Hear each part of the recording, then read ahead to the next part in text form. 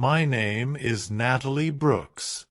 I'm 31 years old, and I live in a quiet town in Colorado with my husband, Daniel Reed. Before my life changed forever, I believed my husband would always be the person who protected me. We had been married for 6 wonderful years, and our biggest dream was to become parents. After years of hoping and praying, that dream finally came true. The morning I saw 2 pink lines on the pregnancy test, I couldn't stop crying. Daniel wrapped his arms around me and whispered, "We're finally going to meet our little miracle." 4 months, our home was filled with excitement. We painted the nursery in soft white and green because we wanted the baby's gender to be a surprise. Every evening Daniel rested his hand on my stomach and talked to our baby. Watching him made me believe we were ready for the happiest chapter of our lives. Then everything changed. I was 28 weeks pregnant when I woke up with a sharp pain that stole my breath. A few seconds later, I saw blood on the bedsheet. "Daniel!" I cried. He rushed into the room, and the fear on his face told me how serious it was. Within minutes we were driving to the hospital while I prayed over and over that our baby would survive. Doctors and nurses surrounded me as soon as we arrived. Machines beeped around the room while they checked my condition. After several painful tests, the doctor sat beside my bed. "You have a serious complication," she said gently.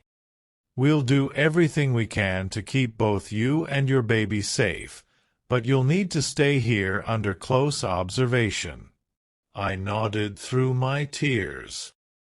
That first night Daniel never left my side. He held my hand until I fell asleep and promised everything would be okay. Hearing his voice gave me hope. The next morning his phone rang. He glanced at the screen and quickly stepped into the hallway. When he returned, he forced a tired smile. "Work is falling apart," he said. "Everyone keeps calling." "You should go if they need you," I replied. He shook his head. "Nothing matters more than you."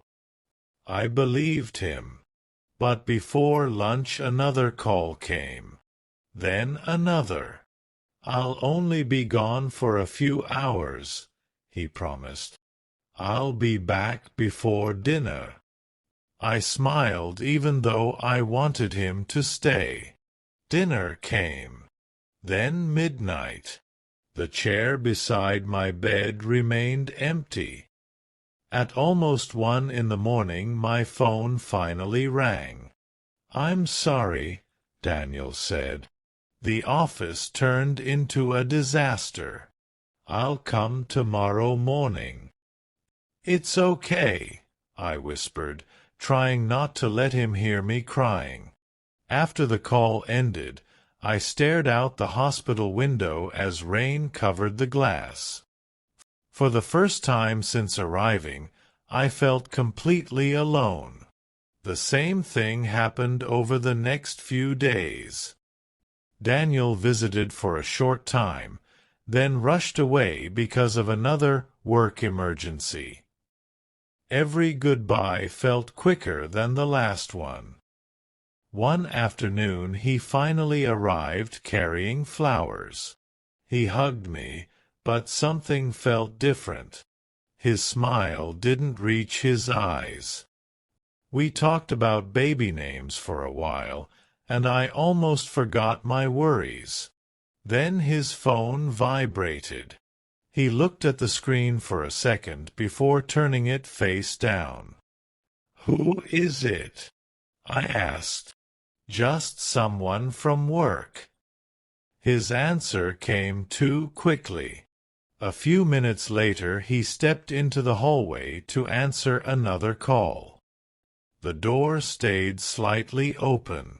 I couldn't hear every word, but one sentence reached me clearly. "I told you not to call me here." When he returned, he acted as if nothing had happened. That night he left again before dinner.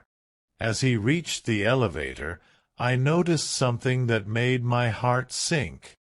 He looked at his phone and smiled. It wasn't the tired smile he gave me in the hospital. It was the warm, happy smile I hadn't seen in weeks. I told myself I was imagining things. Maybe someone had sent him a joke. Maybe I was letting fear control my thoughts. But deep inside, something didn't feel right. 2 days later, my condition suddenly became worse. Doctors rushed into my room while alarms echoed around me.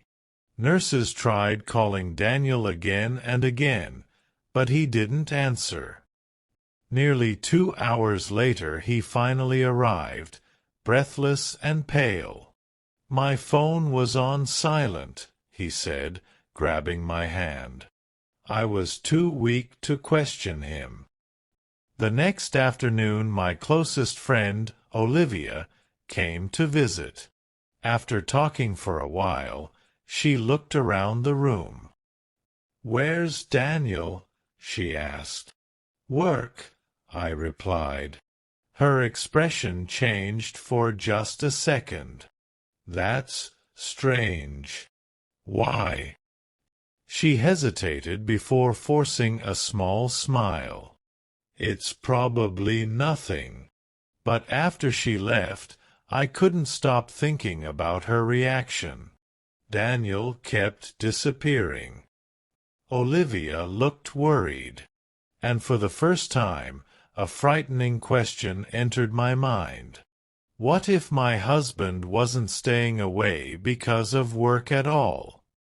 The next morning, the doctor smiled for the first time in days. "You're improving," she said.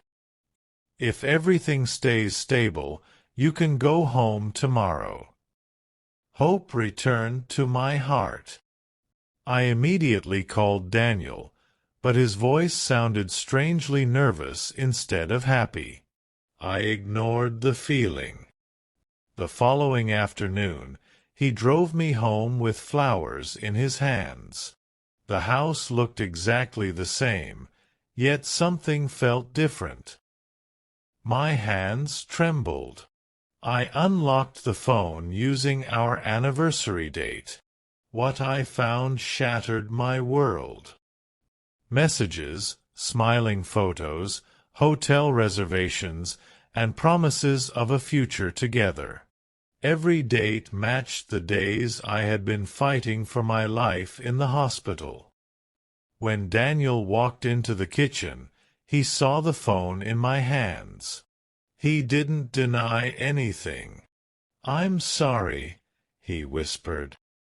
"A mistake is forgetting flowers," I replied through tears. "Leaving your pregnant wife alone while you spend nights with someone else is a choice." He begged for another chance, but something inside me had already broken. A few weeks later, I moved in with my parents and filed for divorce. It was painful, yet I knew peace was worth more than empty promises. 2 months later, I gave birth to a healthy baby girl. I named her Hope because she reminded me that even after the darkest storm, life can begin again. Raising her alone wasn't easy, but every smile on her little face gave me strength. I realized my story was no longer about betrayal. It was about choosing myself and giving my daughter the kind of love she deserved. Today, when people ask how I survived the hardest season of my life, I always give the same answer. You cannot control another person's choices, but you can choose your own future. I lost the man I believed would stand beside me forever, yet I found something far more valuable: my courage, my peace, and the confidence to start over. Sometimes the end of one relationship is not the end of your story.